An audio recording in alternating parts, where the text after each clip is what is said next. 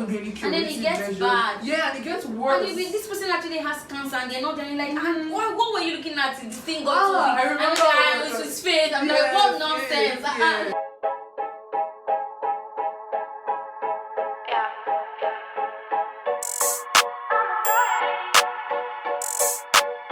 Yeah, I know I look good. Yeah, I look fly. Baby, I'm just your type. I'm a baddie. I'm a baddie. Yeah, I know I look good. Yeah, I look fly. Baby, I'm just your type. I'm a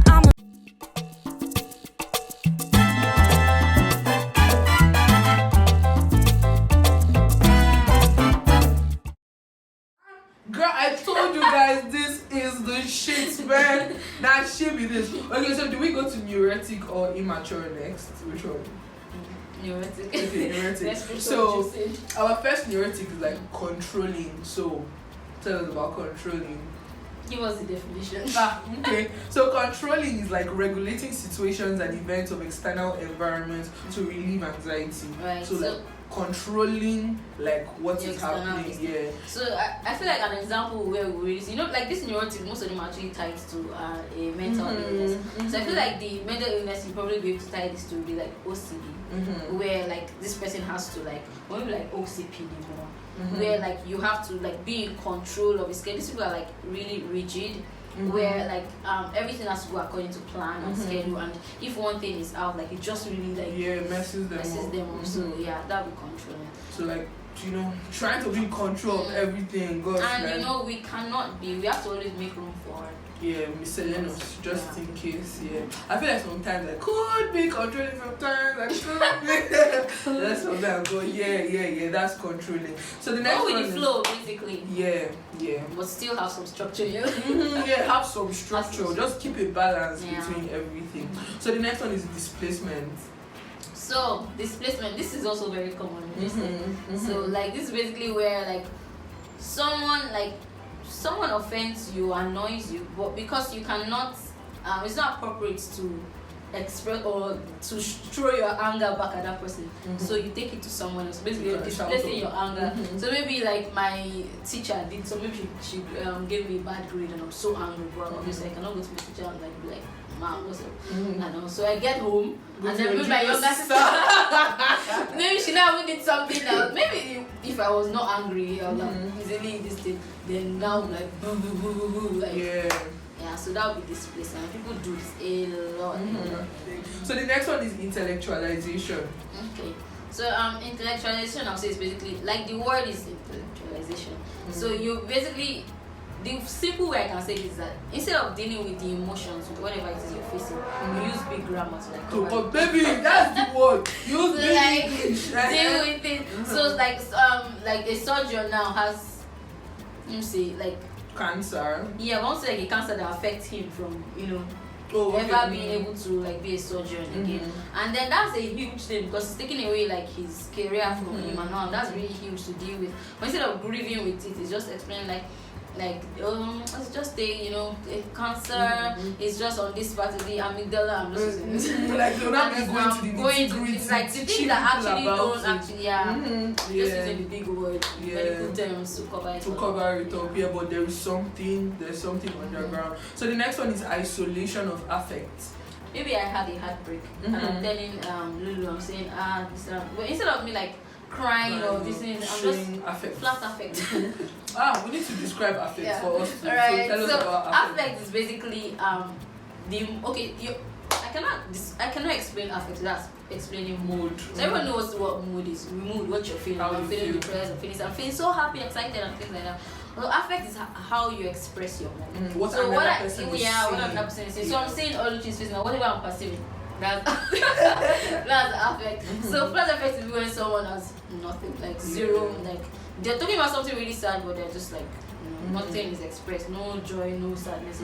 So that's kind of what isolation of affect. So like you're removing yourself from the emotion. So I'm talking about something really sad. God forbid I lost my mom. God forbid someone lost their mom, and instead of like them, like you know how if someone loses their mom, how they would be like, they would be really tearful, like sad, depressed, and things like that. So they'll be relaying their experience, and they just be saying like, oh, she died in an accident. Yeah, that's just like, You're like no no expression, emotion, no emotion. no expression. That's it. So that's isolation of affect here. So rationalization. Rationalization, okay. Instead of doing definition, we're going to be doing examples. Examples. So rationalization, an example for that would be where you lost your job, and you actually lost your job because you have not been doing well at it. So you're going late or whatever it is. So instead of like admitting the fact that you were going late, instead of taking responsibility, exactly for whatever it is that you did, you were going late, you're not doing your job well, and that's why you were sacked. Then you start doing so. Anyways, I wanted to leave anyways. I've been planning on starting my own business anyways. Like, I was going to change my job, that kind of thing. So, or they needed, what they say obviously. You're not even paying well. They are not even paying well. I wanted to even leave before, that kind of thing. So, bringing in rationales for this instead of taking responsibility for what happened. Yeah, and then the next one is reaction formation. So this one is basically like the word reaction formation. So you're forming a reaction, meaning that you have a feeling, usually negative. For instance, like Oluchi, I love her, but in this case that I really don't like Oluchi, like she just annoys me and all. So instead of like just being myself, I don't like you, like go your way. So then I start rubbing up on her, bringing gifts, oh my bestie, that kind of thing. So basically, I'm forming a reaction. That's what reaction formation is. So and another example is like in high school. Oh yes. In high school, when like all those guys, like they like you, you know they like you. Everybody know that they like you, but no, it's you that they choose to be fighting. It's you that they choose to pick up on, like that reaction formation. Like they like you, but maybe because they don't want to accept their feelings, they're like being so rude to all of you. So mean. Yeah, that's practical. Very very practical. And then the last one is repression. So repression. Oh my gosh, this is deep. So how we talked about suppression, being mature and all, conscious, conscious and all. So repression is kind of like the elder sister of suppression. So for repression, one is unconscious, so you don't do it intentionally. And second is, how repression, you can still go back to it later. Suppression, you can still go back to it later. But repression is basically locked, the key has been thrown into the sea. Like you cannot retrieve those memories. Like so basically an example would be a young lady that was raped maybe she was 12 years old. She was raped and she just didn't remember anything about it. Maybe she was raped by her father. Wow. Very bad. And then she forgot about she has no memory of it. She still talks to her dad like nothing happened. She loves her dad and everything. But and this kind of thing, the way it usually plays out is that so when topics on rape, say on the news, watching news and then it comes up, she would feel uncomfortable about it, or she will not be able to talk about sex or things like that. But she won't know why. She just know that because it's like unconscious. It's unconscious. So she didn't do it on purpose. The memory just it's really the brain actually taking control. So it's unconscious. So the brain just knows that she can't deal with it now as a 12-year-old. The brain just takes it into the unconscious. So basically she doesn't know, she has no memory of this, not like something she did. And then but when she hears things like that, she just feels weird, very uncomfortable and stuff. But she doesn't know. So and then maybe when remember example is maybe maybe later, maybe she has a boyfriend, they're dating now, and then when it's trying to any intimate gesture, just she just feels put off by it, and then maybe little by little she'll be having dreams nightmares basically of being put down and things like that, but she still won't know. And then this is very important that anybody experiencing that should go to the therapist so that they can get help to bring back those memories. So you're now properly able to deal with it. Bringing it back to your mind. But basically repression is not the best, but you're not in control. So I'm not even going to sit down here and say it's bad. But you're not in control. So, but I feel like it's a good thing because most times at that time you can't deal with it. Right? If you're to deal go like God forbid. This is just really bad. Like that's your whole world, and then being that the one that you can't deal with that, you just go mad. So I feel like it's a good thing that the brain actually just does that. And when you're better capable, maybe you're an adult, and then you're able to. Yeah, but then like the feelings when you're just irritable, you don't know, you don't understand how and why. Like there's no, you just know that, and it's a normal thing. Like sex is a normal thing. Like sexual feelings are normal topics. These are normal things, but you're just like that feeling is I can't even imagine it. Like but like as she said, it's good because you're not able to do it at that time, so it's like better bet, that kind of thing. So with that we've come to the end of the neurotic. So now to the immature. Immature defenses. So the first one is acting out. Okay. So I feel like every teenager has done this. I had my face. I had my face when I did it. It's basically where this I have forgotten the word they used to say, like this thing of where like you're a teenager and you not feel like I'm an adult now, that kind of thing. I don't know what to do with that. Yeah, that face. Usually like it's acting out. But the most common example that I've heard is where maybe a teenager experiencing like they are going through a divorce, and that's hard on any child actually. That's very tough. And the child starts just doing like maybe going out, staying out till late, till 12, breaking rules, flunking whatever, even failing their test, maybe even smoking, drinking, just living a very and it's not really them. It's just it's immature, so it's just their way of calling for attention somehow. So that's like typical example for acting out. I feel like for most normal, even when there's no audio experiencing this, but like teenagers, they get to that place of like you're just knowing your self identity and you just want to be by yourself. For some reason, you just feel like your parents want to just snuff it out. So the way of like breaking free from this, like you can't control me. So then you go to extremes where even though it's not really what you would like to do, but it just so that'll be acting out. That's acting out. So the next one is denial. This one is immature, but like you see it even in sorry, mature and immature is not by age. No, it's not by age. It's not by age. So like someone that is 70-year-old does have immature defenses. So like it's just a matter of conscious versus unconscious, awareness, that kind of thing. So denial. So denial is basically where like the word says, you just deny. So for instance, someone was given diagnosis of cancer. That's horrible. Like nobody wants to get that because it's almost like a death sentence. Even though thankfully you have these days medications and stuff can give you. But like nobody wants to get that, and so instead of dealing with the fact that like I have cancer, God forbid, not me. The person has cancer. The person has cancer, and then so seek treatment, and then let's beat this cancer out. So the person just says no, that can be like. It collects this thing, but you don't do anything about it. You just want to throw this thing and continue your life like nothing happened. Or the example the parent was saying, like maybe she travel. Travel and have trips, Caribbean tour, and just live your life like that's it's one of the first stages of grief. Denial. So just basically not accepting what it is like. Not accepting the reality.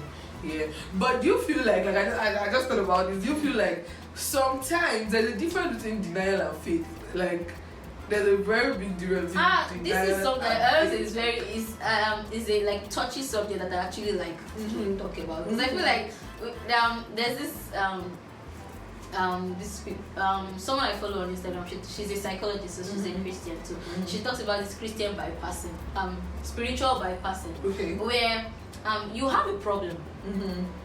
Instead of dealing with the problem, you just like faith it out. Oh no, it's not there. It's not there. I have faith. No, like even Jesus didn't teach us that. So like best thing to do as a Christian, you still have faith.